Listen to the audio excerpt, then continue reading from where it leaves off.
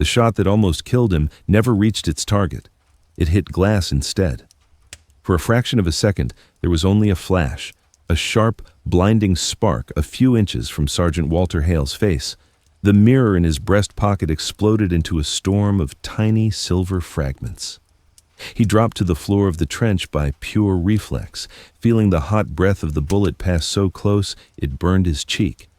The men around him shouted, thinking artillery had struck. Dirt rained from the trench walls.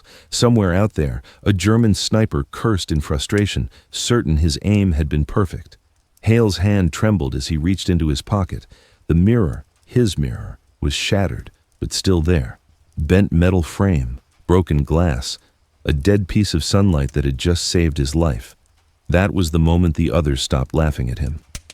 But that moment was still in the future. 2 weeks earlier, the same mirror was just a joke.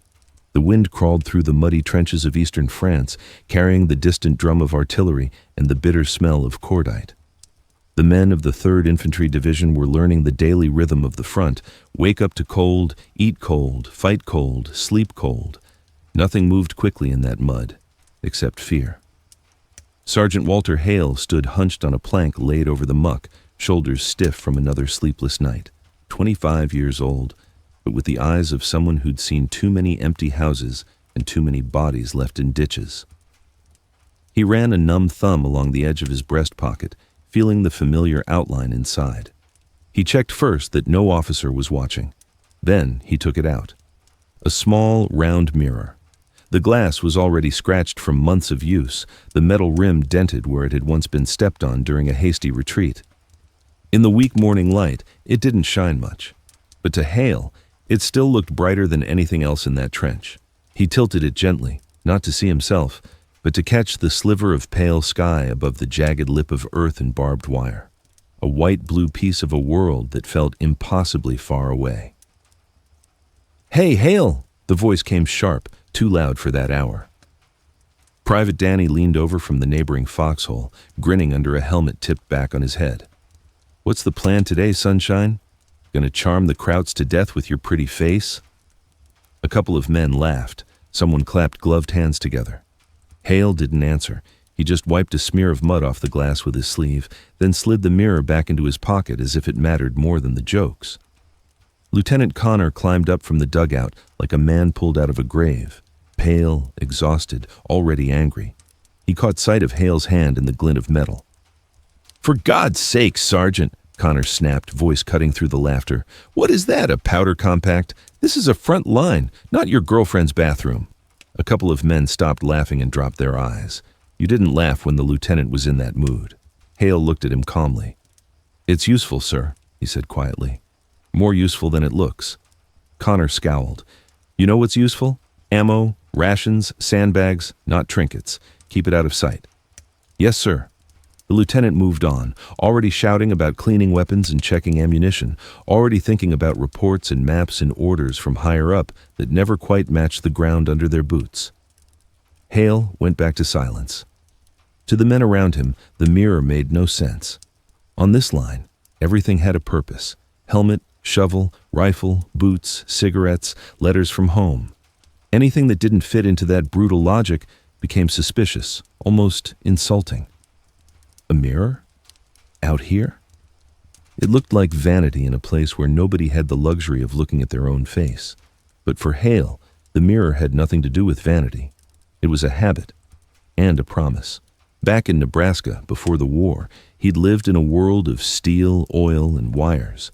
His father's garage was a place that smelled of gasoline and hot metal, where light always seemed to find a way in. Hale had a knack for seeing reflections in chrome bumpers and windshields, in the metal casings of the radios he built from salvaged parts. His younger sister, Lydia, used to watch him work. She'd sit on the workbench, legs swinging, teasing him. "You stare at that light more than you look at people," she would say. "One day, the sun's going to get jealous and burn you." He would just laugh and go back to soldering wires, catching the glow of the bulb in a stray curve of metal. She called him the boy who sees what isn't looking back. Years later, when she decided to go to Boston to volunteer as a nurse, she pressed something into his hand. A small, round mirror. Cheap, Ordinary, the kind you'd buy in a street shop. "So you don't forget there's still a person behind all that grease and steel," she joked. "Look at yourself once in a while, Walter." He did not know that would be the last time he saw her alive. The telegram about the bombing came after he'd already enlisted. He carried the mirror to basic training, to North Africa, to Italy, and now to France. At first as a memory, then as something else. He had discovered, almost by accident, how useful it could be. During a patrol near the Moselle River, his squad had been ordered to clear a cluster of ruined farm buildings. On the map, it looked simple. On the ground, it smelled like a trap. They advanced slowly, the crunch of broken glass under their boots sounding too loud in the empty air. Hale felt the old familiar tightening in his chest, the sense that something unseen was watching.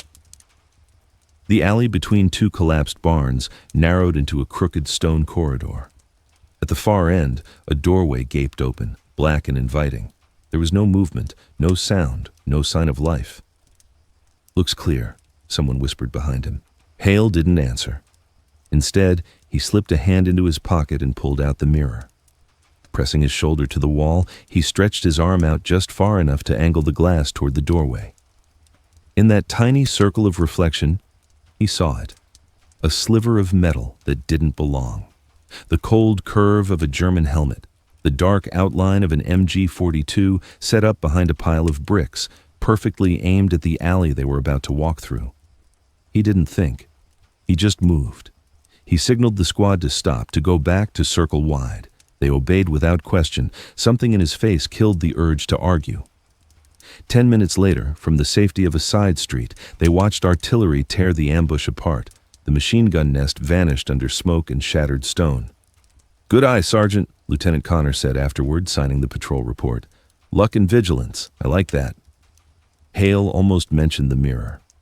Then he didn't. Let them call it luck. The mirror didn't care what name they gave it. It just did what it did, caught light and showed what was hiding in the shadows. That night, when they were back in the trench, the routine of humor returned. It always did. Jokes were armor.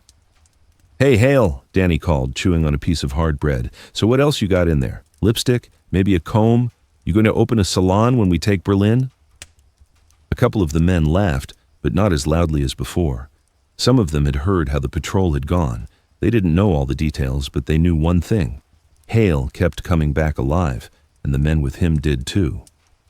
Hale sat in the corner of the dugout, back against the sandbags, the glow of a single cigarette ember casting weak red light on his face.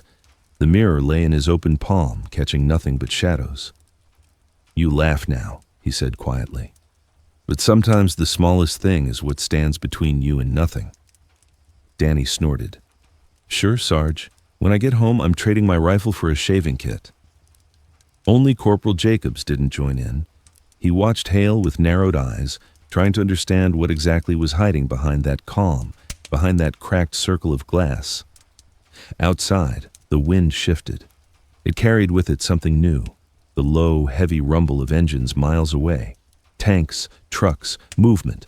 The front had a way of telling men things before the officers did, if they were willing to listen. Hale listened. He closed his fingers slowly around the mirror, feeling its cool weight. It was absurd in a way, that a piece of glass the size of his palm felt as important as a weapon. Absurd, but true. He didn't know when it would happen, or how. But some part of him, the part that had learned to read light and reflection and quiet changes in the air, understood. This mirror was going to matter. Not as a joke, not as a relic of a sister he'd never see again, as something else entirely. Soon, men who laughed at it would be betting their lives on it, and when that day came, nobody in this trench would dare call it vanity again. The cold sharpened overnight. By morning, the frost had turned every sandbag and plank in the trench into something that looked carved from stone. Breath hung in the air like smoke from invisible fires. The war, for a few hours, went quiet. The kind of quiet that didn't feel like peace, only like someone holding their breath. Walter Hale woke up to that silence. No immediate shelling, no shouted orders, just the faint groan of frozen wood and the muffled shifting of men trying to stretch cramped legs. It was the kind of morning that made you nervous because you knew the enemy was using it too. He sat up slowly, rubbing the back of his neck. Another bad night. Shells had walked the line until almost dawn, feeling out the American positions. Then, as if satisfied, the barrage had ended all at once. Now, the sky was low and pale, threatening more snow. "Coffee," Danny muttered nearby, blowing on a tin cup. "If I make it out of this, I'm going to marry a coffee pot." Hale managed a small smile, took the offered cup, and drank. The liquid was more warm than hot, more bitter than flavorful, but it worked its way down his throat like a reminder that he was still alive. He handed it back and adjusted his gear, his fingers lingering for a moment on the curve of metal in his pocket. The mirror. Still in one piece. Still waiting. From the command dugout, Lieutenant Connor appeared, clutching a clipboard, his jaw clenched. He scanned the trench like a man checking the hull of a ship for leaks. When his gaze landed on Hale, he jerked his head. Hale. With me. The sergeant stood, slung his rifle, and followed. They ducked into the dim interior of the dugout, where a gasoline lantern cast yellow light over a map pinned to the wall. Red and blue lines sprawled across it, along with penciled notes and dates. Captain Ellis stood over the map, tired eyes red-rimmed. A cigarette burned low between his fingers, ash bending dangerously close to the paper. "Sergeant Hale," the captain said without preamble, "you're on forward watch today. Sector 9, left approach. German movement overnight, armor, trucks, maybe infantry. We don't know where they'll hit yet, but it's not going to be straight down the middle." Hale nodded slowly, studying the markings. Sector 9 was a shallow rise with a natural depression running alongside their line, a long, gentle fold in the ground. If someone used that depression, they could get dangerously close before being spotted. "You'll have line of sight?" Ellis asked. "Not direct, sir," Hale answered. "Too much terrain, but if they move in that low ground, I might catch it from the angle." "Use your scope, use your eyes, use whatever you have to use," the captain said. "We can't afford to get flanked. Our radios are garbage at the moment, and higher up are working on it." His voice dripped with contempt at the phrase. "You spot anything, you let Connor know fast." Connor glanced at Hale with a mix of irritation and reluctant respect. "You heard him? No heroics, no solo patrols. Just watch. You're good at that." Hale nodded again. "Yes, sir." He didn't mention that his best watching tool fit in the palm of his hand and didn't appear on any supply list. Sector 9 was less a position and more a scar in the earth. A shallow bend in the line where the trench dipped and then rose again, giving a strained view of the land to the left flank. From there, the terrain swelled into a low ridge, then dropped into that long depression that worried the captain. Hale settled into place, body pressed to frozen earth, rifle laid across the edge of the trench. The air tasted of iron and snow. He watched. Hours passed in slow increments, measured by numb fingers, and the occasional distant thud of artillery testing the air. The field ahead lay still, a white and brown smear of winter-ravaged earth. The depression to the left looked like a harmless sweep of terrain, the kind that had fooled men since war first learned to use hills. He scanned with his binoculars, but the angle was bad. The dip in the ground hid its own belly. If anything moved down in there, hugging the slope, there was a good chance even a trained eye would miss it until it was too late. Hale lowered the binoculars and frowned. His breath curled upward. He knew terrain like this. North Africa had taught him what dry ravines could do. Italy had shown him how just a few feet of vertical drop could change an entire battle. He reached into his pocket and felt the mirror. Not yet, he thought. Not unless he had to. Behind him, the trench murmured with the low, constant sounds of men managing fear. The click of cartridges, the dry cough of smokers, the soft click-click of someone flipping a lighter open and closed. Then, sometime just after midday, the war changed its breathing. It was subtle at first. The distant rumble of engines grew steadier, more organized. Tracks, not just tires. Motors running at controlled, deliberate speeds. Hale felt the hairs on his arms rise beneath his jacket. He pressed himself harder against the trench wall and peered over the edge, eyes narrowed. Nothing. The sound grew louder, then dropped, then shifted slightly left. They're not coming straight, he realized. They're shifting to the flank. He lifted his binoculars again, scanning the ridge, the horizon, the sparse line of winter-killed trees. Still nothing. The depression remained a clean sweep of white and shadow. It bothered him. A lot. He took a breath, reached into his pocket, and pulled out the mirror. The glass felt colder than the air. He angled his body so that most of him was protected by the trench wall, then slowly, very slowly, extended his hand just above the parapet. The mirror, held low and flat, caught the pale sky. He began to tilt it, bit by bit, watching the reflected image shift: sky, upper ridge, tree line, the far field. The angle increased. The reflection slid down to the edge of the depression, then into it. Hale stilled. In that dull, imperfect circle of glass, the depression was no longer empty. He saw movement, small, controlled, disciplined, white shapes against white ground, but not quite the same color. Camouflage, snow smocks. They were close enough now that he could pick out the difference between the smooth lay of untouched snow and the faint repeated impressions of bodies pushing forward, inch by inch. A German assault group. At least a platoon. Maybe more. Using the fold of the ground to slide in alongside Sector 9, hidden from any direct line of sight. If they got close enough, they could pour fire directly into the side of the American positions, collapse the flank, and roll up the trench like a rug. Hale swallowed. His breath fogged the mirror for a second, blurring the image. He wiped it quickly with his thumb and checked again. They were closer now. He counted the faint shapes. 1, 2, 5, 10 more. Heavy weapons among them, dark lumps on their backs that looked like machine guns and mortar tubes. He pulled the mirror back down, heart thudding slow and heavy. Radio. He needed the radio. He slid back from the edge and turned. 50 feet behind him, under a reinforced section of trench, sat a field radio operator with a headset and a face like he'd never heard good news in his life. "Reed!" Hale called, keeping his voice low but urgent. "Get me through to command. Flank movement in the left depression." The operator's expression tightened. "I've been trying to get anyone all morning," he said. "Signal's garbage. Antenna took a hit last night. I can barely hear battalion, let alone regiment." "Try," Hale said. "Now." Reed bent over the set, twisting dials, pressing his headset tighter. Hale listened to the crackle and hiss of interference that sounded like a storm trapped in a box. Snatches of words came and went, nothing clear enough to trust in a crisis. "Anything?" Hale pressed. "Closest I can get is static in half a sentence," Reed muttered. "Something about repositioning heavy weapons, but they can't hear me at all." Hale felt a thin line of cold slide down his spine. He glanced back toward the edge of the trench, toward the land hiding those crawling white shapes. If the enemy reached firing distance before the Americans knew they were there, the first sign of the attack would be men dying in the left wing, screaming under machine gun fire. He turned his head, gauging distances. The company command post was far enough down the line that shouting would be worthless.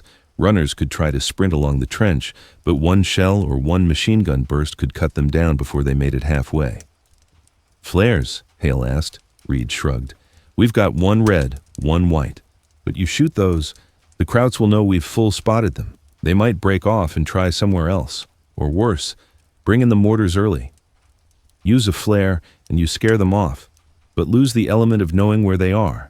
Don't use it, and they might be in your lap before anyone understands what's happening." Hale's hand tightened around the mirror in his pocket. He looked up along the trench line, past the rows of helmets and hunched shoulders, to where the company command post sat behind a thicker wall of sandbags and timber. From here, he could just make out the edge of the observation slit in the CP bunker. A tiny darkness at the end of the line. Too far for a shout, too far for a casual hand signal, but not too far for light. The thought came like something he'd been carrying for days without realizing. Quiet, obvious, almost insulting in its simplicity. Light. Hale's brain went back years to a dark Nebraska attic where he'd tested homemade radios and taught himself Morse code from a borrowed booklet. Short flashes, long flashes, letters built from rhythm, not sound. He felt his pulse pick up speed. "Reed," he said, "can Connor or the captain see this sector from the CP?" "Yeah," Reed answered. "They've got a decent slit view down this stretch. Why?" Hale didn't answer right away. Instead, he drew the mirror again and weighed it in his hand. The glass caught and fractured the weak daylight. He moved back to the forward edge, heart now beating fast for a different reason. Carefully, he judged the angle between his position and the observation slit. Then he half-crouched, using the trench wall to shield almost all of his body, and raised the mirror just enough to catch the sky. He tilted it toward the CP. A bright spot of light leapt from the glass across the open space, a small, sharp flash that hit the bunker's dark slit like a thrown pebble. Hale counted in his head, then did it again. 3 short flashes. Pause. 3 long flashes. Pause. 3 short. SOS. Not elegant, not precise. But if anyone there knew Morse, and someone should, they would at least know this. The man sending that signal was not playing games. He waited. No response. His jaw tightened. He tried again, this time more controlled, focusing not on the standard distress call, but on letters. L, E, F, T, F, L, A, N, K. Short, long patterns burned into his brain from his radio days came back with crisp clarity. Hale used the mirror as if it had always been meant for that. Each flash was deliberate, aimed directly at the observation slit. Far down the trench, in the command post, a man finally noticed. Captain Ellis stood hunched over his map again, arguing with Connor about whether to shift a machine gun team or keep them on the right approach. The radio on the crate beside them spat static. No useful words, only the occasional ghost of a voice. Then, a young runner at the entrance to the bunker squinted and said, "Sir, something's flashing out there." "Shell bursts?" Connor asked automatically. "No, sir. More like somebody's signaling." Ellis frowned and stepped to the slit, lifting his field glasses. At first he saw only the usual. Gray day, white patches of snow, the uneven line of the trench. Then, something sharp stabbed his eye through the lenses. A flash, then another, then another. "Jesus," he murmured. "That's not random." He watched the pattern. Short, short, long, short, long. "Morse," he breathed. "That's Morse." Connor stared. "With what?" Ellis lowered the glasses just long enough to answer. "With a mirror." He raised them again, the corners of his mouth twitching in something between disbelief and admiration. "Someone out there is using a mirror to talk to us." He forced himself to focus on the pattern. Letters formed in his mind. L, E, F, T, Eve, L, A, N, K. His blood went cold. "Left flank," he said sharply. "They're on the left flank." Connor's face drained of color. "You sure?" Ellis didn't answer with words. He grabbed the nearest sergeant by the arm. "Get every spare man and both Brownings rotated to cover the left depression. Now, quietly. We don't fire until we see them, but when we do, we cut them down." Back in Sector 9, Hale kept flashing. After left flank, he switched to numbers, the simplest sequence he could manage. 2, 0, 0. 200 yards. That's how close the Germans were now, crawling through the depression, still believing they were ghosts.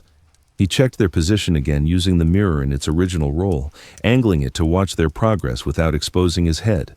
They were nearer, moving slowly but steadily. One of them raised a hand, signaling. The column paused, adjusted, kept going. They had no idea that a piece of light had betrayed them. Hale's arm started to ache from holding it at the precise angle. His fingers were numb, but he forced them to keep steady. Signal. Check. Signal. Check again. "Come on," he muttered under his breath. "See it. Understand it." At last, he caught movement in the corner of his eye, not from the depression, but from his own trench. A machine gun team was hurrying along, dragging the heavy Browning into a new position overlooking the left approach. Men were shifting, rotating, adjusting, quietly, like pieces on a board moved by an invisible hand. His signal had been heard. Hale lowered the mirror and took a deep breath, lungs burning with cold air and adrenaline. The enemy kept coming. They still thought surprise belonged to them. For the first time since he had placed that mirror in his pocket, Walter Hale felt something close to grim satisfaction. It wasn't a keepsake anymore. It was a weapon. They came out of the earth like ghosts that had finally decided to become real. Hale watched the depression through his mirror, heart pounding in a slow, controlled rhythm. For long minutes, the Germans had been nothing but shifting shapes under the snow line, thin shadows sliding forward. Now, at roughly 200 yards, the ground itself seemed to open. One by one, then in clusters, they rose. White-smocked figures pushing up out of the fold in the terrain, rifles and machine guns in their hands. Their helmets and weapons broke the clean horizon of snow like stones thrown through glass. To anyone looking straight ahead from the average trench line, they might still have been half hidden, little more than odd bumps in the landscape. To Hale, seeing from his angle and through the mirror, they were clear enough, too clear, too many. He counted fast. A full assault unit, at least 30, maybe 40 men, 2 MG-42 teams, a squad leader shouting orders, his words lost in the distance but his urgency obvious. They believed they still held the element of surprise. They did not see the Browning that had been shifted and set along the left arc of fire. They did not see the riflemen repositioned along the parapet, keeping low, barrels tucked in, waiting for the word. Hale flicked the mirror down, turned, and saw his own line ready, faces drawn tight, fingers on triggers. Captain Ellis had moved up closer, just behind the ridge of sandbags, binoculars pressed to his eyes. Lieutenant Connor crouched near him, jaw clenched, knuckles white around the grip of his pistol. "You see them?" Ellis muttered without looking away. "Yes, sir," Hale said. "They're almost at the midpoint. Another 50 yards and they'll start to fan out. They think we're blind." "Then we let them think it," Ellis replied. "Just a little longer." Time stretched. Breath turned to steam. The air felt brittle, ready to shatter. Hale risked one more quick look through the mirror, using as little exposed surface as possible. The Germans were advancing steadily, hunched, disciplined, weapons low, feet moving in careful, almost synchronized steps meant to minimize their profile. At a little over 100 yards, the squad leader raised his arm. The line began to widen. Fire positions. They were about to turn and rake the left flank of the American trench with sudden, devastating fire. "Now," Ellis said quietly. The trench edge erupted. The Browning opened first, its thunder tearing across the cold air, spitting a solid stream of rounds directly into the thickest cluster of white figures. German soldiers jerked, stumbled, folded into the snow. A second later, rifles joined in, the line strobing with muzzle flashes. For a heartbeat, the enemy froze, stunned. Surprise had turned, like a coin flipped in the air and caught by another hand. Then, chaos hit them. Hale saw men dive for whatever cover the depression could offer, scrambling to drop back into the relative safety of the low ground. But it was too late to vanish completely.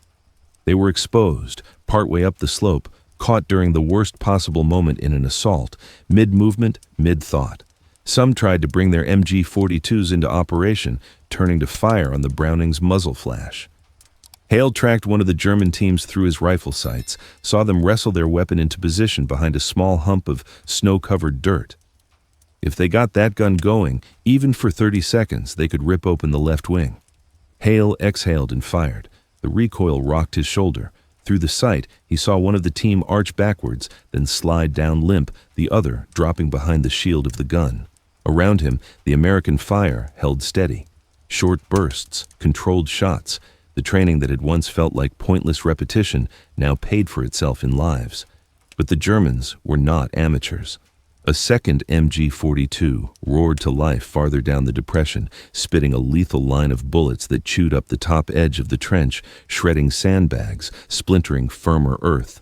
Men ducked instinctively. Someone shouted and then cut off mid-word. Hale dropped under the lip, then crawled a few feet to his right, using the curves of the trench wall as cover. He popped up again, just enough for his eyes and the tip of his rifle. He couldn't get a clean shot at the second machine gun nest. It was too well seated in the fold of the ground. From here, he saw mostly the angled shield, the thin silhouettes of helmets bobbing just out of sight. He needed them to move, to think they still had room, still had options. Hale pulled the mirror again, held it low, and angled it not toward the CP this time, but toward a small gap farther along the line, where one of their own rifle squads lay waiting. He flashed once, twice, 3 times, short, sharp bursts. Not full words now, just rhythm, attention, here, shift. Jacobs down the line caught the flicker. He didn't know Morse, but he understood intent. Hale's position, the direction of the mirror's face, the tiny tilt that said, there. Jacobs relayed with hand signals what he'd guessed. A couple of his men crawled into a slightly higher vantage point, taking a more oblique angle over the depression. When they fired, their shots came in from the German side, slicing into the supposed safety of their cover. Pinned from two angles, the German machine gun crew flinched. One of them leaned out too far, trying to reposition his aim. That was all Hale needed. He fired once. The figure jerked. The MG-42's roar stuttered, then went silent. For the first time since rising from the depression, the German assault began to look less like an organized maneuver and more like a broken wave confused by the shape of the shore it had hit. Some tried to pull back into the low ground, dragging wounded with them. Others crawled forward anyway, desperate to reach firing positions that no longer made sense. The Browning hammered them mercilessly. Rifles picked off anyone who tried to stand and run. In the middle of it all, Hale felt strangely calm. Not detached, he heard every scream, every shouted curse, every impact of bullet on flesh and earth, but clear. Every piece of light, every angle of ground, every movement of friend and enemy seemed mapped in his head. The mirror in his hand was no longer a keepsake. It was an extension of that mapping, a tool that took what he saw and gave it to others, silently, instantly. He used it again and again, short flickering hints to adjust arcs of fire, to draw Jacobs's attention left or right, to mark where the last pockets of resistance were trying to regroup. Nobody told him to. Nobody ordered him. He did it because he could, because no one else had what he had, because this was the moment everything in his strange, quiet life had been running toward. Light, reflection, radios, memory, and grief, all converging in a line of flashes that meant survival. The battle lasted minutes. It felt like hours. Then, as suddenly as it had begun, it thinned. The last active Germans in the depression either fell or vanished back the way they'd come, dragging bodies in an awkward, stumbling retreat. A few white shapes broke and ran, tiny, desperate figures shrinking against the snow. No one wasted ammunition chasing them. The Browning's barrel smoked, glowing faintly. Rifles fell silent, some clicking on empty chambers. Smoke from a few burning patches of brush drifted low and gray. "Cease fire!" Ellis shouted down the line. "Hold your positions! Hold!" Silence flowed back in, broken only by the ragged breathing of men and the odd, far-off boom of artillery miles away. Hale let his head rest against the trench wall for a second, feeling the cold seep through his helmet. His right shoulder ached, his fingers tingled. Somewhere under all the layers of winter gear, his heart hammered a slow, powerful drumbeat that finally began to ease. He looked down at the mirror. The glass was smeared with grime, and a faint streak of blood he didn't remember getting on it. He wiped it clean with a small, deliberate motion. Footsteps approached. He looked up to see Lieutenant Connor and Captain Ellis making their way along the trench, stepping around spent shell casings and discarded gear. Both men looked like they'd aged 10 years in the past half hour. Ellis stopped in front of Hale. For a moment he said nothing, just studied him.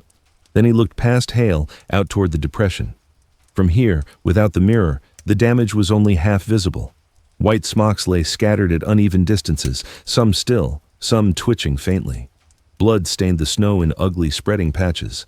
A few dark lumps marked where heavier weapons had been dropped and abandoned. Ellis exhaled slowly. "You saw them before anyone else," he said. It wasn't a question. "Yes, sir." With that, the captain's gaze dropped to the object in Hale's hand. Hale turned the mirror so it caught a sliver of sky, a muted, fractured flicker. "With this," he said simply. "Used it to spot them in the depression without sticking my head up. Used it to signal you, and later, to adjust our fire." For a long second, the only sound was the faint rattle of a spent casing rolling under someone's boot. Connor's face flushed with something that wasn't embarrassment exactly, but wasn't far from it.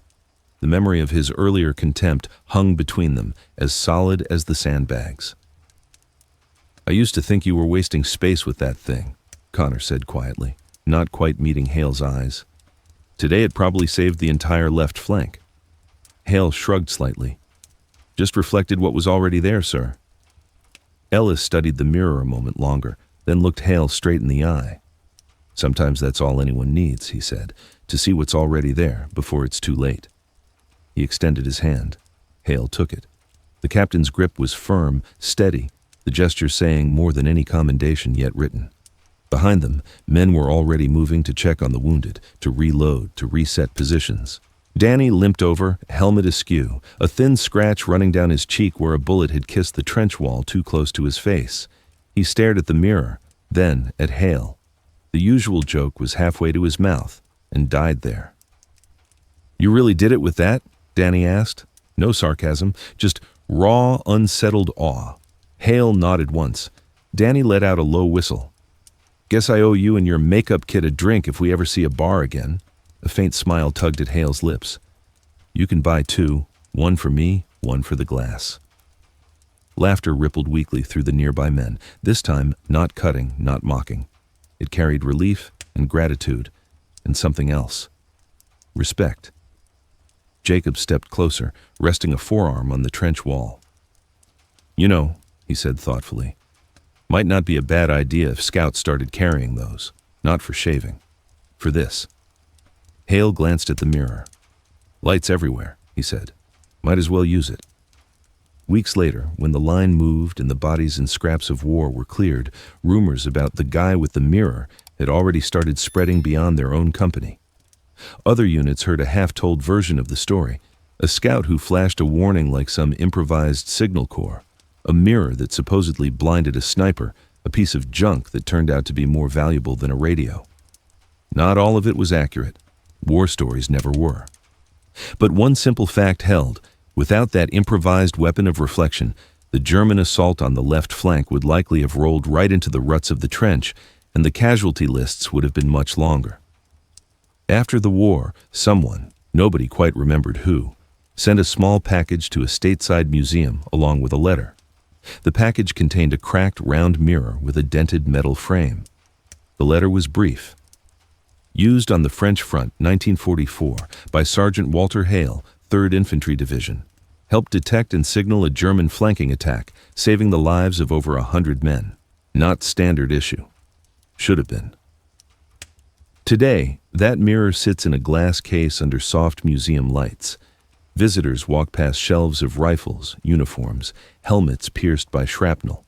They pause sometimes at the small, unremarkable circle of glass with its faded backing and warped frame. On the plaque beneath it, the inscription is simple: Sergeant Walter Hale's signal mirror, France, 1944. Sometimes survival is just a reflection away.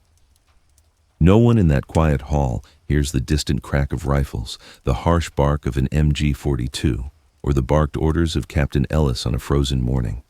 But the mirror still holds light when it hits just right, scattering it in small, sharp flashes. The kind of flashes that once turned a remembered sister's keepsake into a weapon, and a handful of men in a muddy trench into survivors instead of names on a stone.